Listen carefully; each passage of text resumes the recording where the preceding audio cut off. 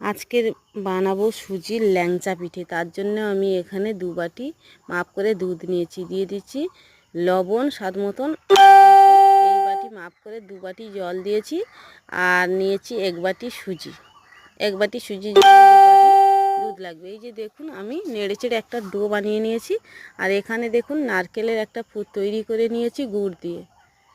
এবার এই যে সুজিটা ঠান্ডা হয়ে গেছে, এটাকে আমি হাত দিয়ে ভালো করে সুন্দর করে ঠেসে ঠেসে মাখিয়ে নেব। তারপরে দেখুন এই যে পিঠাটা তৈরি করে নিচ্ছি, এইভাবে খোল তৈরি করে নিয়ে এই যে তারপরে দেখুন আমি নারকেলের পুরটা হাত দিয়ে একটু লম্বা করে নিয়ে এই যে দিয়ে দিলাম, দিয়ে ভালো করে এইভাবে সুন্দর করে মুড়ে নেব। তারপর হাত দিয়ে এইভাবে সুন্দর করে পাকিয়ে সুন্দর একটা ল্যাংচার মতন তৈরি করে নিলাম। তারপরে এই যে দেখুন হাঁড়ির মধ্যে কিছুটা জল ভাপাতে বসিয়ে দিয়েছি। তারপরে এই যে ঝাড়া গামলা বসিয়ে দিয়ে পিঠেগুলো দিয়ে দিয়েছি। পিঠেগুলো একদম 15 থেকে 20 মিনিট সিদ্ধ করে নিয়েছি। তারপর নারকেল কোড়ার মধ্যে এই যে দেখুন